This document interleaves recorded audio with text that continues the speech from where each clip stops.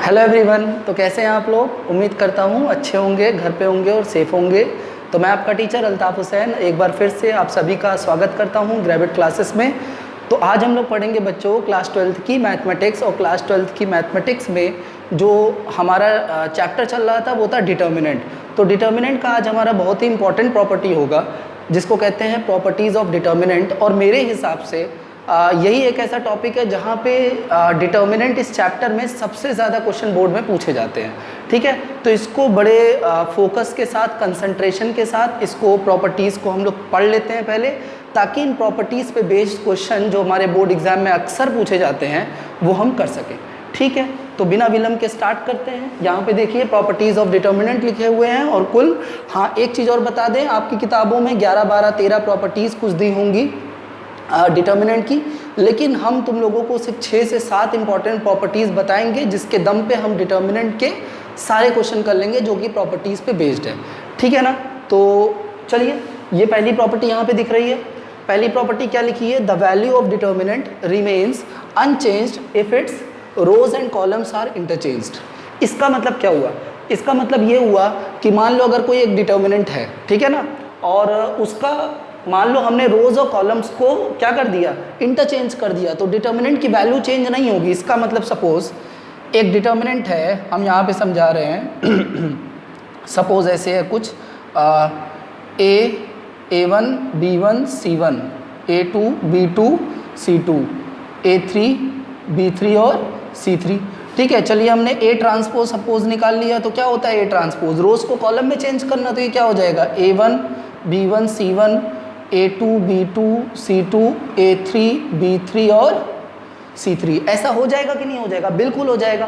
तो इसका डिटर्मिनेंट निकालिए एक बार, पेन कॉपी तो लेके बैठे होंगे, इसका डिटर्मिनेंट निकाल लीजिए फटाफट। डिटर्मिनेंट निकालना तो जानते ही हैं, और इसका भी निकाल लीजिए ट्रांसपोज का डिटर्मिनेंट। दोनों का डिटर्मिनेंट इक्वल आएगा। इसका मतलब ट्रांसपोज करने पे डिटर्मिनेंट की वैल्यू पे कोई फर्क नहीं पड़ता। यही लिखा है कि अगर रोज एंड कॉलम्स को इंटरचेंज किया जाएगा, रोज एंड कॉलम्स को इंटरचेंज करने को हम लोग ट्रांसपोज ही तो कहते हैं, हमने मैट्रिसेस में पढ़ा था। तो ये चीज़ हो जाएगा, A ट्रांसपोज का determinant is equal to A का डिटर्मिनेंट। चलिए, ये तो हमें बहुत अच्छे से समझ में आ गया। ठीक है, इसको मिटा देते हैं, ये समझाने के लिए सिर्फ बताया था। ठीक है, अभी देख लीजिए दूसरी प्रॉपर्टी यहाँ पे दिख रही है, बड़ा आसान है। If any two rows of columns are interchanged then the value of determinant changes by minus sign only. इसका मतलब क्या हो गया कि अगर कोई भी दो रो या फिर कॉलम, ठीक है ना, मतलब रो हो तो रो से ही इंटरचेंज करेंगे, कॉलम को कर रहे हैं तो कॉलम से ही इंटरचेंज करेंगे। कोई भी दो रो या कॉलम को आपस में इंटरचेंज करते हैं तो क्या होता है? डिटर्मिनेंट की वैल्यू क्या हो जाती है? माइनस साइन हो जाती है। जैसे कि सपोज एक ये मैट्रिक्स दिया हुआ है, क्या है? A1 B1 C1, A2 B2 C2, A3 B3 C3। अब एक बी मैट्रिक्स दिया हुआ है। बी मैट्रिक्स में हमने क्या किया? हमने बोला कि अगर कोई दो रो या कॉलम को इंटरचेंज कर दो। सपोज हमने ये वाला रो और ये वाला रो, मतलब ये कौन सा रो है? रो 1 R1, और ये कौन सा है? रो 2, मतलब R2 बोल सकते हैं इन शॉर्ट। तो इन दोनों को अगर इंटरचेंज कर देते हैं, देखिए इंटरचेंज का साइन है, ये हमने इंटरचेंज किया है, ठीक है ना, ऐसे इधर एरो लगा देते हैं। ठीक है, ये हमने इंटरचेंज किया है R1 और R2 में। देखो ये R2 ऊपर चला गया है, ठीक है, और R1 ये देखो A1 B1 C1 कहाँ आ गया है? नीचे। R1 R2 में क्या कर दिए? इंटरचेंज कर दिए, पलट दिए। R3 सेम है, इसमें कोई चेंज नहीं है। तो अगर किसी दो रो या कॉलम को अगर हम इंटरचेंज कर देते हैं तो क्या होगा? देन इसका अगर तुम अब डिटर्मिनेंट निकालोगे ना और इसका निकालोगे तो दोनों में क्या फ़र्क होगा? माइनस का फ़र्क होगा। मतलब अगर कोई दो रो या कॉलम डिटर्मिनेंट का हम इंटरचेंज कर देते हैं तो डिटर्मिनेंट की वैल्यू नेगेटिव हो जाती है। That's it. चलिए तीसरी प्रॉपर्टी बिना विलंब की इसको भी पढ़ लेते हैं। इफ़ एनी टू रोज और columns of a determinant is identical. इसका मतलब समझ रहे हो? कोई भी दो रो या दो कॉलम आइडेंटिकल है, एक जैसे हैं, उसके एलिमेंट्स एक जैसे हैं, मतलब एलिमेंट्स इक्वल है, then the value of determinant is zero. बहुत ज़्यादा इंपॉर्टेंट प्रॉपर्टी है, बहुत ही ज़्यादा। ठीक है ना, इस पर बहुत क्वेश्चन आते हैं, अभी हम लोग करेंगे क्वेश्चन। ठीक है, तो ये क्या है? मान लीजिए यहाँ पे छोटा सा हमने एक मैट्रिक्स ले लिया, A matrix A1 B1 C1, A2 B2 C2 और A1 B1 C1। अगर ध्यान से देखोगे तुम लोग स्टूडेंट्स, तो यहाँ पे देखो पहला रो और तीसरा रो, ये दोनों क्या है? आइडेंटिकल हैं। तो अगर ऐसा केस हो गया, कोई भी दो रो या कोई भी दो कॉलम आइडेंटिकल हो गए, तो उसका डिटर्मिनेंट निकालने पे क्या आएगा? 0। देखो ये प्रॉपर्टीज़ हमने यहाँ पे सॉल्व नहीं की है, इतनी ज़रूरी भी नहीं है, इस पे क्वेश्चन आते हैं, ये प्रॉपर्टीज़ नहीं पूछी जाती। तो अगर तुम लोग को करना है तो पेन कॉपी लिए हो, इसका डिटर्मिनेंट निकालना आता है, इसका डिटर्मिनेंट निकाल लो, निकालने पे क्या आएगा 0 आएगा। यहाँ पे हमने लिखा है सिंस क्यों 0 हो गया डिटर्मिनेंट की वैल्यू, क्योंकि R1 R3 आइडेंटिकल है, एक जैसे हैं। ये देखो, आई थिंक ये 3 प्रॉपर्टी बहुत अच्छे से समझ में आ गई है आप लोगों को, ये ठीक है। अब हम लोग यहाँ पे देख लेते हैं चौथी प्रॉपर्टी इसकी। फोर्थ प्रॉपर्टी क्या कह रही है कि if each element of a row और column of a determinant is multiplied by a constant k, then the value of new determinant becomes k times the value of original determinant. क्या रहा है, मान लो अगर किसी डिटर्मिनेंट के किसी एक रो में या एक कॉलम में हमने क्या कर दिया, किसी कांस्टेंट k से मल्टीप्लाई कर दिया, ठीक है ना, तो क्या होगा, जो नया डिटर्मिनेंट बनेगा वो जो है ओरिजिनल मतलब पुराने वाले डिटर्मिनेंट के k टाइम्स हो जाएगा, क्योंकि उसके हर रो या हर कॉलम में, ठीक है ना, सॉरी किसी एक रो या एक कॉलम में क्या मल्टीप्लाई किया गया है, कांस्टेंट k। जैसे कि सपोज यहाँ पे दिया गया है एक क्या है, मैट्रिक्स है A1 B1 C1 A2 B2 C2 और A3 B3 C3। अब देखो यहाँ पे B एक मैट्रिक्स है, B मैट्रिक्स में क्या कर दिया गया है कि C2 में, यहाँ देखना ये वाले में सेकेंड कॉलम में, ठीक है ना, सेकेंड कॉलम में क्या मल्टीप्लाई कर दिया गया है, k मल्टीप्लाई कर दिया गया है। किसी भी रो या किसी भी कॉलम में कुछ मल्टीप्लाई होगा, तो यहाँ हमने सेकेंड कॉलम में देखो क्या मल्टीप्लाई किया गया है, k, तो ये हो गया। तो होगा क्या यहाँ पे कि जो B का डिटर्मिनेंट होगा वो A के डिटर्मिनेंट के कितना टाइम्स हो जाएगा, k टाइम्स, ठीक है ना। मतलब किसी एक रो या एक कॉलम में अगर कोई कांस्टेंट k मल्टीप्लाई हो तो उसका डिटर्मिनेंट जो होता है वो कितना हो जाता है, ओरिजिनल वाले डिटर्मिनेंट के k टाइम्स हो जाता है, यही कह रहा है प्रॉपर्टी, ठीक है, यहाँ तक ठीक है। अब ये वाली प्रॉपर्टी देख लो, ये भी काफ़ी इंपॉर्टेंट है आपकी प्रॉपर्टी नंबर 5।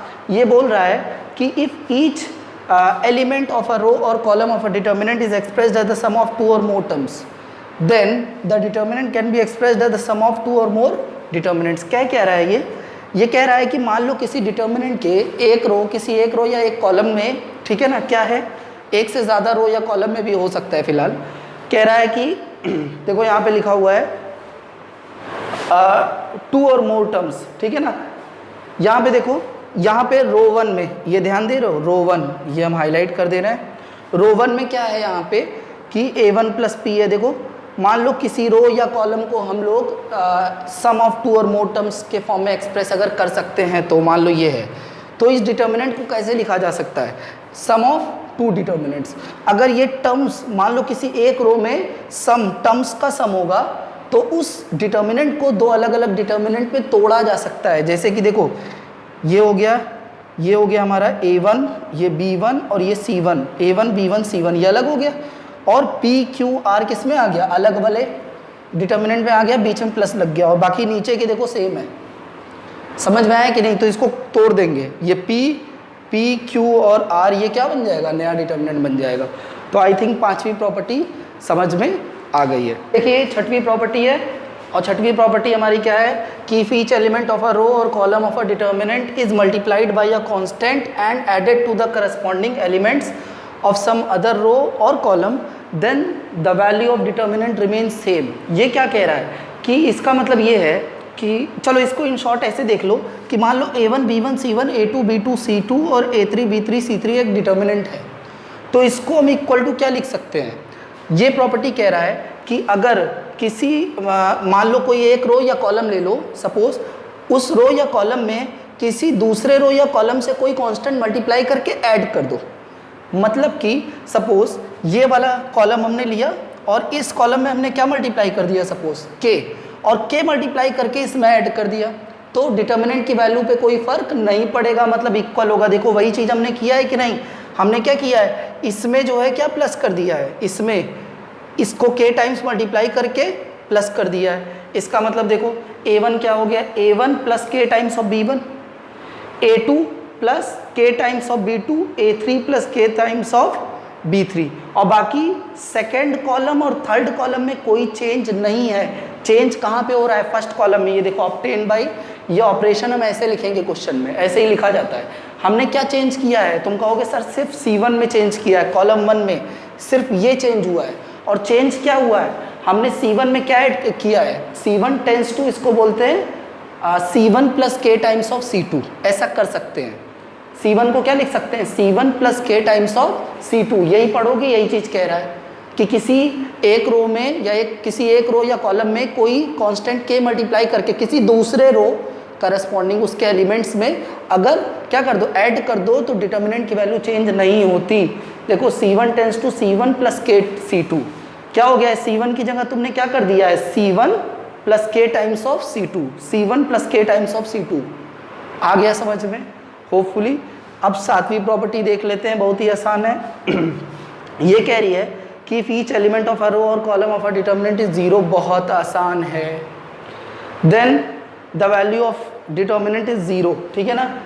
क्या बोल रहा है कि अगर मान लो किसी एक रो या कॉलम में कॉलम के सारे एलिमेंट 0 हैं तो डिटर्मिनेंट की वैल्यू 0 होगी। यहाँ पे देखो इसका मतलब है दैट इज, अगर मान लो ये है डिटर्मिनेंट R1, ये रो 2 दिया है और रो 3, लेकिन रो 3 में देखेंगे, रो 3 में अगर तीनों एलिमेंट क्या है, 0 है, तो इसकी वैल्यू 0 हो जाएगी। ये बोल रहा है कि अगर किसी डिटर्मिनेंट में किसी एक रो या किसी एक कॉलम के सारे ही एलिमेंट 0 होते हैं तो उस डिटर्मिनेंट की वैल्यू क्या हो जाती है, 0।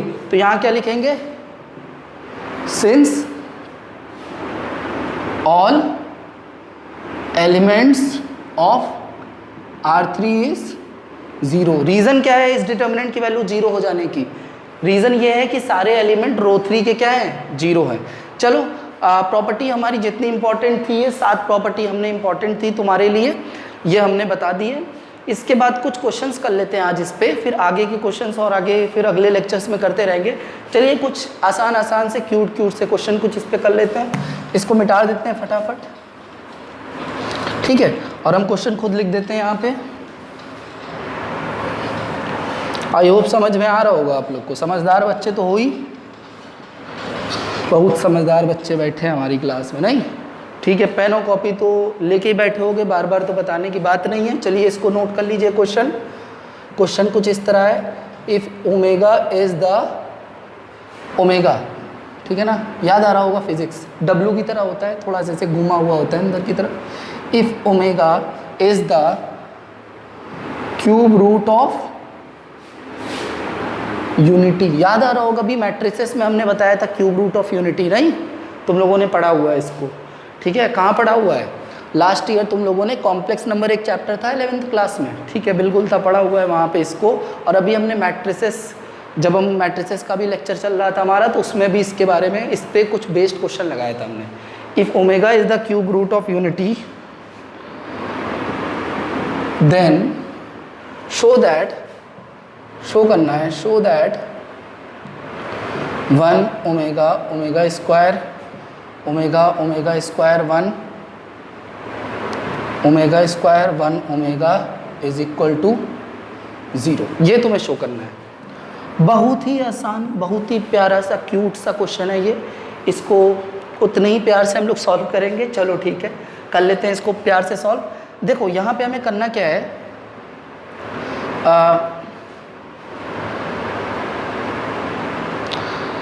हेयर, ठीक है, ऐसे लिख देते हैं here del is equal to कितना है, इसको मान लेते हैं ये डेल है, हमने LHS ले लिया है, ठीक है ना। Del is equal to 1 omega omega square omega omega square 1, ठीक है, ओमेगा स्क्वायर 1 ओमेगा, ये लिख लिया, ठीक है। इज इक्वल टू इसको क्या लिख लेंगे, यहाँ पे कर लेंगे। चलो अप्लाइंग, हमने क्या अप्लाई कर रहे हैं, property applying C1 tends to C1 plus C2 plus C3, ठीक है। क्या हो जाएगा, तुम कहोगे सर ठीक है क्या हो जाएगा, ये हो जाएगा डेल इज इक्वल टू, ध्यान देना हमने C1 की जगह क्या कर दिया, ऑपरेशन कहाँ पे हो रहा है, सिर्फ C1 में, याद रखना C2 C3 में कोई चेंज नहीं होगा।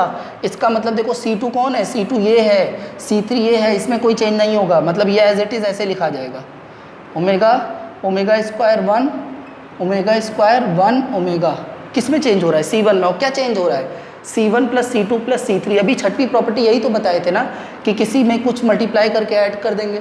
तुम कहोगे सर यहाँ K मल्टीप्लाई था, मतलब कोई कांस्टेंट था, तो कांस्टेंट क्या हो सकता है, 1 भी तो हो सकता है, तो यहाँ कुछ नहीं है तो क्या है, 1 ही तो है ना।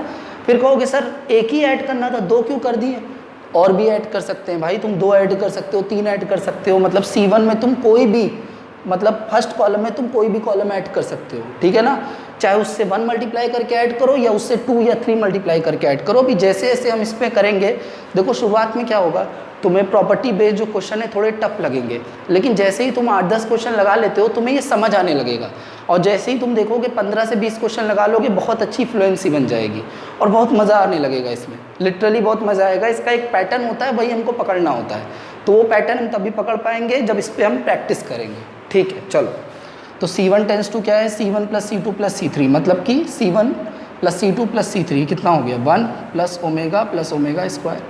यहाँ कितना हो गया, ओमेगा + ओमेगा स्क्वायर +1, और यहाँ ओमेगा स्क्वायर +1 + ओमेगा। अच्छा, तुम कहोगे कि सर हमें एक बात पता है, सिंस 1 + ओमेगा + ओमेगा स्क्वायर = कितना होता है, 0 होता है। ऐसा कहीं सुना था, पढ़ा था? नहीं पढ़ा था ना अभी हमने, क्यूब रूट ऑफ यूनिटी वहाँ पे कॉम्प्लेक्स नंबर में। तो भाई 1 + ओमेगा + ओमेगा स्क्वायर ये क्या हो गया, 0। यहाँ पे देखो वही चीज़ है, 1 + ओमेगा + ओमेगा स्क्वायर, बस आगे पीछे है, 0 0। यहाँ क्या हो गया, ओमेगा ओमेगा स्क्वायर 1 1 ओमेगा, ये हो गया। अच्छा बताओ ये इक्वल टू क्या हो जाएगा, इसकी वैल्यू क्या हो जाएगी डिटर्मिनेंट की, 0। कौन सी प्रॉपर्टी लगेगी, अभी एकदम आखिरी वाली 7वीं प्रॉपर्टी, कि किसी एक, मान लो किसी डिटर्मिनेंट में कोई एक रो या कोई एक कॉलम, मान लो उसके सारे एलिमेंट 0 हो गए, तो वैल्यू ऑफ डिटर्मिनेंट क्या हो जाती है, 0। रीज़न क्या देंगे, कौन सी प्रॉपर्टी, 7वीं property, since all elements of C1, मतलब कॉलम 1 इज 0। आई थिंक समझ में आ गया होगा, बड़े अच्छे से, बड़े समझदार बच्चे हो। तो मतलब ये क्या हो गया, ये इज इक्वल टू क्या लिख देंगे भाई, 0 ही तो प्रूव करना था। कितना आसान है, मज़ा आ रहा है कि नहीं, नहीं मज़ा आ रहा है तो बताना। टिकट तो रिफंड कर नहीं सकते क्योंकि कोई टिकट लेके तो बैठे नहीं है, ठीक है। चलो, लेकिन कोशिश करेंगे कि अगले बार थोड़ी और इंटरटेनिंग क्लास हो सके, ठीक है ना। हम लोग तो हर दिन इम्प्रूव करना ही चाह रहे हैं।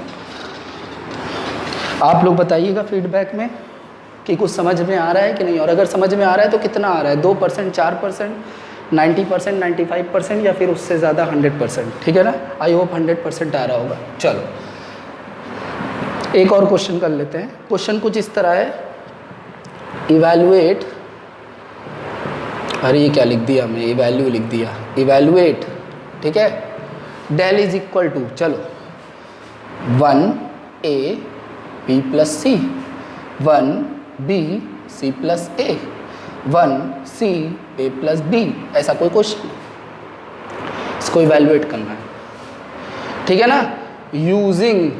अच्छा हम यहाँ पे लिख देते हैं, कुछ बच्चे क्या होते हैं ना, कुछ ज़्यादा दिमागदार होते हैं, कहेंगे अरे सर इसको इवैल्यूएट करना तो सिखाया था, एक्सपेंडिंग अलॉन्ग रो 1 या रो 2 या कॉलम 1, एक्सपेंड कर देंगे जैसे डिटर्मिनेंट को करते थे, आंसर आ जाएगा। नहीं वैसे नहीं करना, यूजिंग प्रॉपर्टीज़ ऑफ डिटर्मिनेंट, पहले क्वेश्चन में भी यही था जो भी हमने कराया है, ठीक है ना।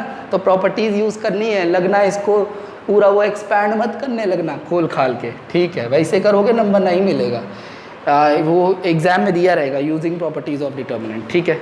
चलो मतलब बिना एक्सपैंड किए इसकी वैल्यू लानी है, using the properties of determinant.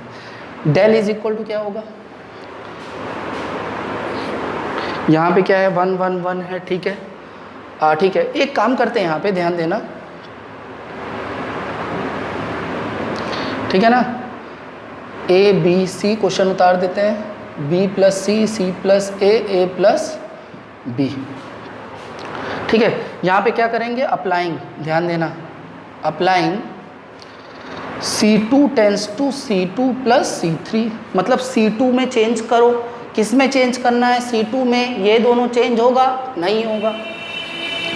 Del is equal to, therefore del is equal to कितना हो जाएगा, ये चेंज नहीं होगा C1 और ये चेंज नहीं होगा, मतलब कौन, C3। तो चेंज कौन होगा, ये बीच वाला C2, और C2 में क्या चेंज होगा, C2 में C3 ऐड कर देंगे, ये C2 है, C3 ऐड करो, तो A में C2 में C3, मतलब A + B + C, B + C + A, और यहाँ C + A + B, ठीक है ना। देखो मैट्रिसेस में तुम लोगों को याद होगा कि मैट्रिसेस में हम लोग जब कॉमन लेते थे तो सब में कॉमन, सारे एलिमेंट्स में कॉमन होता था तभी लेते थे। लेकिन डिटर्मिनेंट में क्या करेंगे, किसी एक रो या एक कॉलम से हम लोग कॉमन ले सकते हैं। अभी सेकंड या थर्ड प्रॉपर्टी है वही जो हमने कांस्टेंट के मल्टीप्लाई किया था, तो डिटर्मिनेंट की वैल्यू कितने टाइम्स हो गई थी, के टाइम्स हो गई थी ना। तो के किस में मल्टीप्लाई किया था, किसी एक रो या एक कॉलम में। तो के मल्टीप्लाई करने में अगर डिटर्मिनेंट की वैल्यू के हो जाती है किसी एक रो या एक ही कॉलम में, तो इसका मतलब हमें जो कॉमन लेना होगा वो भी किसी एक रो या एक कॉलम से ही लेना होगा, ठीक है ना, एक बार में। ठीक है, तो यहाँ देखो C2 में a plus b plus c, a plus b plus c, a plus b plus c common हो गया, तो ऐसे लिख सकते हैं। कहोगे सर कॉमन हो गया कि नहीं, ये तो 1 1 1 पहले से और ये कॉमन ले लिए, तो यहाँ कितना बचा 1 1 1, और यहाँ पे b प्लस सी, सी प्लस ए प्लस बी।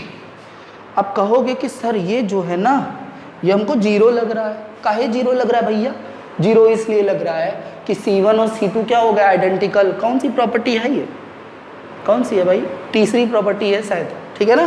तो क्या लिखेंगे, since C1 and C2 are identical, इसका मतलब C1 C2 ये दोनों देखो सेम हो गए इसके सारे एलिमेंट्स। और किसी दो रो या दो कॉलम के एलिमेंट्स अगर सेम हो जाते हैं, आइडेंटिकल हो जाते हैं, तो उसके डिटर्मिनेंट की वैल्यू क्या आती है, ज़ीरो। तो हमको ये इवैल्यूएट करने को कहा था, इसकी वैल्यू कितनी आ गई, ज़ीरो। पहली भी ज़ीरो आई, दूसरी पहली में ज़ीरो शो करना था, इसमें ज़ीरो हमने निकाला, ज़ीरो निकाला इसमें, ठीक है ना। तो डिटर्मिनेंट में बेसिकली देखोगे तुम लोग, अभी आगे क्वेश्चन करोगे कि ज़्यादा तक की वैल्यू ज़ीरो ही शो करनी होती है, बट सबकी नहीं होती। तो ठीक है, इसको बच्चों तुम लोग प्रैक्टिस करो, जितनी ज़्यादा हो सके करो प्रैक्टिस। इसमें हम कहेंगे ज़्यादा से ज़्यादा प्रैक्टिस करो, ताकि ये तभी आएगा। शुरू में ये टॉपिक थोड़ा डिफिकल्ट लगेगा, पैनिक मत करना बिल्कुल, ठीक है ना। प्रॉपर्टीज़ को अच्छे से दिमाग में रखना और ना आगे बढ़ना प्रॉपर्टीज़ को दिमाग में रख के। अगली क्लास में हम इसके कुछ और क्वेश्चन लगाएंगे, क्योंकि ये टॉपिक सबसे ज़्यादा इंपॉर्टेंट है, ठीक है ना। चलिए बच्चों, इसको पढ़िए, अगली क्लास में मिलते हैं। Till then have a nice day, take care.